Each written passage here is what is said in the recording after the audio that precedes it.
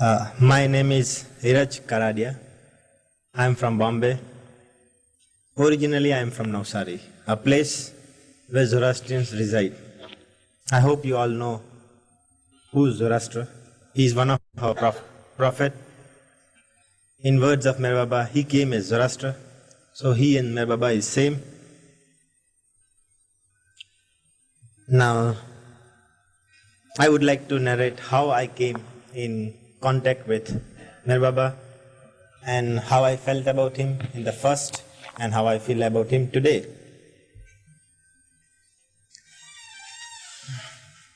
You see, actually, since I come from those Zoroastrians who were opposing once upon a time Meher Baba to such an extent that you cannot imagine.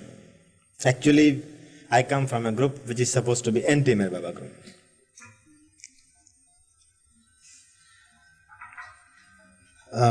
But since my childhood,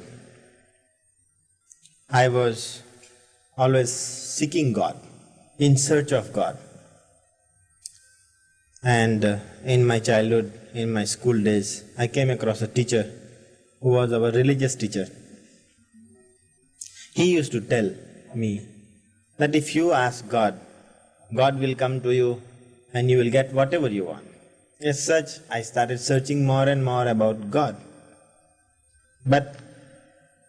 And according to Parsi religion, I started praying even 5 times a day, which I am supposed to be normally doing as a Zoroastrian.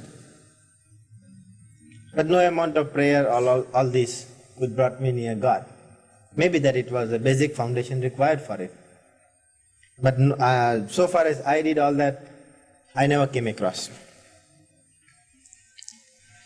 It so happened that after I finished my high school, I went in college in Pune. In those years, I came across a perfect master by name Upasni Maharaj. And from Upasni Maharaj, of course, Upasni Maharaj has dropped his body, but I went to his ashram, I went to his center in Sakori, where I came across a lady by name Godavari Mataji. She gave me some Guru Mantra. You follow what I mean, I hope. Guru Mantra means it's a kind of jap or a name of God given to be repeated continuously. I did that and I started believing in her, and I found a little bit of peace of mind when I went to that center. After that, I came across one advertisement, or you can say one item in the paper which said that Avatar Meher Baba will give darshan before he leaves for Solapur or Kolhapur, I forget exactly. And there he will be residing, he will be there for about 1 hour before the train timings. Those who want to take his darshan may come. As such, I went to Pune station. At Pune station, I found that he was, when I went there, he was not there, but I saw a lot of people gathered around him, about 300 to 400 people of different caste, creed, color, and different religions and all that. Some people were crying, some people were happy, and things like that. After about 15 minutes of my arrival there, Meher Baba came. When Meher Baba came, he went and sat on one of the bench. And on that bench, people came rushing to him, and they bowed down to him. Some people embraced him, some people kissed him, and things like that. Some people were crying more and more. This thing gradually ended in about 15 minutes time. After that, you see, being a now Zoroastrian and anti-group, I was told that Baba Baba says that he is not speaking, but he speaks. Baba, all opposite things I was knowing, that he is doing black magic and this and that and all that. But I found that this may be true. As such, I remain little away. And I never went near him because I saw people kissing and hugging to Baba and all that, which to my sight, when I went to Sakori, I never came across such thing. There people just touch the perfect master from a distance. That's all I was knowing. And people seem to be very simple there. While here I found it a little different. As such, I never went to him. At that very moment, after everybody had settled down, Baba signaled at me, saying to come closer. So I told him also by signal, because he was keeping silence, no to him. When I said no to him, people around that, they just pushed me and I came very near to Baba. When I reached him, he asked me the first question, do you believe in God? I said yes. Do you believe in anybody? I said Zoroaster. Then he said, do you believe anybody else? I said, Upasni Maharaj. Then he said, I and he is one. When he did like this, I said, maybe. Well, you understand, because I was absolutely against him. And then he said, what are you doing? I said, I'm studying. Then he looked at what and said, what time is it? Is it not the college time? You better go. Then he embraced me and kissed me. And then he said, what you are seeing here is not me. And that's all I forgot. And I just went to college and came back. When I came back from college, I was thinking about it, but I couldn't think much. After that, I joined another college in my hometown called Navsari. There I joined a center by name Sai Meher Mandal. It means that Sai Baba and Meher Baba Center. It was a combined center. There we used to read things from Upasni Baba, Sai Baba and Meher Baba. All lectures and things given by them or the people who have remained around him. When I came down to that, though I was not wanting to read anything about Meher Baba, I started reading about it. And in reading that, I found little interest, yet I was thinking that he may not be correct because I felt it that way. Now in 1954, there was a meeting in which Baba called about 150 men only. And when he called that, there was one restriction that age should be 21 years of age. And in 1954, I was only 20 years old. As such, my number was not there, I was not called. But it so happened that one of the person from Navsari, who was supposed to be going to Nagar at Meher Baba's place, couldn't go there because his wife became very sick and very serious and she was to be shifted to hospital and all that.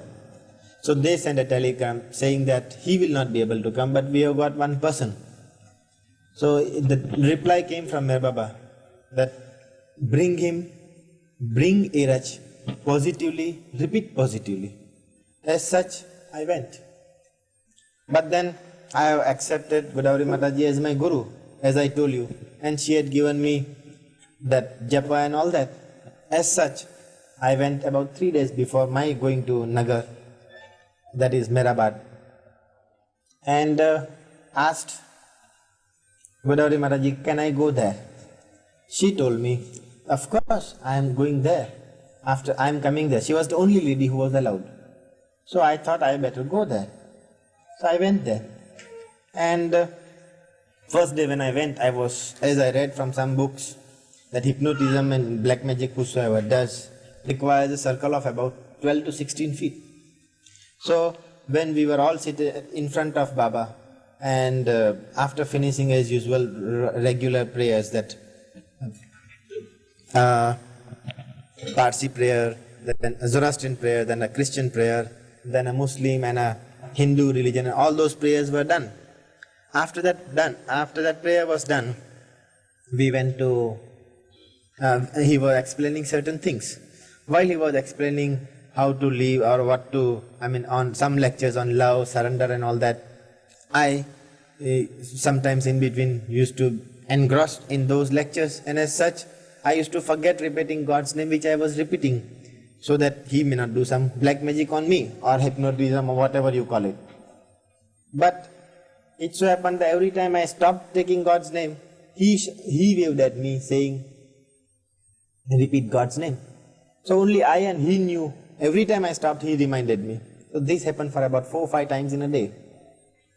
Well, by that time the lunch time came up and we were told that nobody will come to a room where Baba is going to take lunch and you will have a separate lunch. I finished my lunch and I hurriedly went and wanted to see whether Baba is really speaking or is just bluffing as usual that he is not speaking. As such, though it was ordered not to go there, I went by the side of a window and looked through the window. To my surprise, I found Baba was not speaking. He was giving some kind of information to Iraj and Adi who was standing there by his side when he was eating. But he was everything by gestures. In all those gestures, I found that he is not speaking at all. As such, I thought that the people who were talking about that he speaks when he is not, when he is alone, was all wrong I came across. Then same thing continued after the lunch hour. We again got together. We started discussing things what he was discussing, and invariably, as usual, I forgot for another few times. When I forgot for a few times, he said, he always pointed at me. Every time I stopped, the same thing, repeat God's name. That's what he meant by this. And I started repeating God's name. Now the next day, but then the evening started, Baba went back to Meherazad and we stayed at Meherabad. We were discussing, eating and enjoying, and we slept. Next day morning, as usual, I told you I used to pray for 5 times those days. Now of course I don't do it. So those 5 times I got up early morning and I started praying. Now after getting up early, had my bath and all that, I went to a room on the left hand side instead of right hand side where Baba took lunch was the right hand side. While I went into the left hand room where there was a big Baba's portrait and a quiet room. So I thought this is the right place to sit and do some prayer. So I started doing prayer. Prayer means I started doing that jap which I told you. When I started doing that jap, I found that after about some 5-10 minutes, normally I used to sit for hours, when I never got anything. But to my surprise, I got something which I cannot believe it even. That I saw Zoroaster. I mean, in front of me, I saw Zoroaster. And which I could never even dream it. So I found that I'm in dream. So I opened my eyes. When I opened my eyes and saw with my both eyes, I found that Zoroaster was very much there. And in that, he was telling me that this photo which was there, which was Meher Baba, is me. So I thought, no, I saw it and I found him saying the same thing, that I am the same Zoroaster. I am the same, he is pointing at the photo and saying that I and Zoroaster are same. That's what Zoroaster was telling me. When I saw that, I got so much puzzled that I came out from the room and I started thinking, what is this? Then of course nobody was knowing about it, so we had our breakfast and all that, and by the time it was 8 o'clock. So Baba came at Meherabad again, early morning, as usual. We did all prayers and all that, as usual. And then he came across, and the first sentence he said, that I am the same ancient one. The second sentence he said, I and Zoroaster are one. So I immediately got a shock, and I started crying there. Baba pointed at me and said, not to cry, because on the first day, on the board he has shown that forget that you are here with God and yourself and nobody else. Forget if you are married, your wife, children, you forget about it. If you are having business or service, you forget about that. If you have got mother, father, you forget about that. Think that we are two only and nobody else. And he has shown that. And don't worry and be happy. These were the things he had written on that. While all those things I was doing, but I was crying. So when he said not to cry, I started crying more and more. It so happened that when I started crying more and more, he called me, he embraced me and he kissed me. That is where I just came to consolation, and I just could keep myself quiet. Then with this two coincidence, I came to such an extent that whatever the people were telling in my hometown, they don't know what they were talking about a perfect master or an avatar. They don't know anything about it.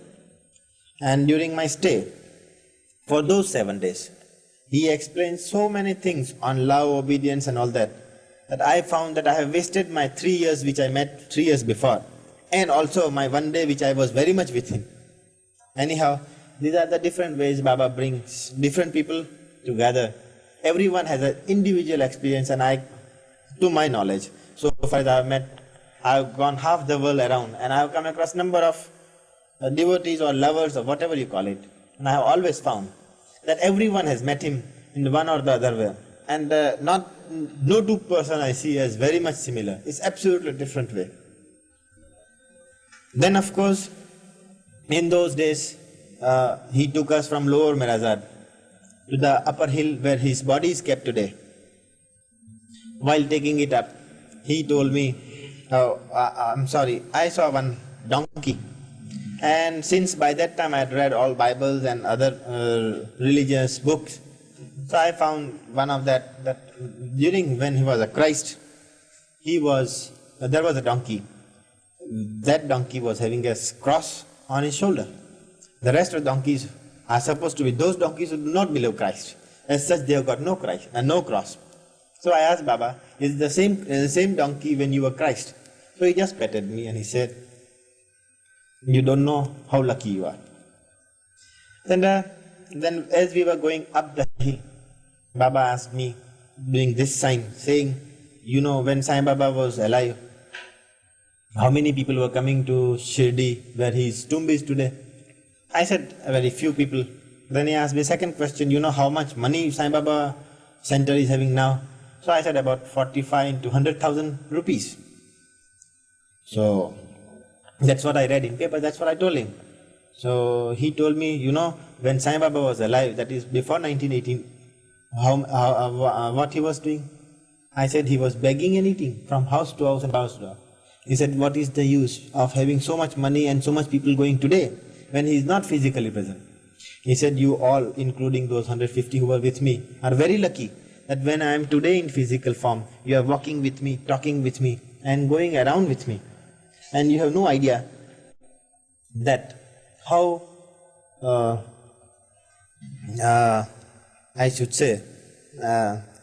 you will miss when it will be so much that when I will drop my body and when my body will be in that tomb which he showed me while we were going up the hill, then the number of people will come. And today you are very close to me. You have no value of it. But tomorrow when I will be in the tomb, you will be at the last in the row, because there will be thousands of people who will be coming there and you will not be very close to me. So you don't know how lucky you are too. That's all he said. Now after that, of course, I met Baba number of times. I met practically every year or every alternate years. Since after that, I finished my college. I went to Calcutta and I was called, I don't know, I'm lover from which place, I don't know.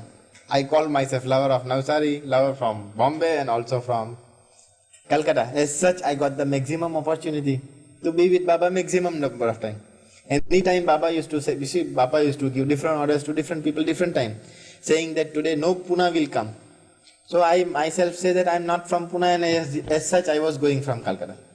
There was no such time when he said no Calcutta lover will come. So invariably I used to come. But people used to know that I'm from Navsari and Pune, Bombay, so sometimes they used to stop me. Those close Mandli people or those places where he went. So sometimes in Bombay they stopped me. One day it was very funny. I knew two people very well. That is, you must be knowing all, that Dada Chandji's family.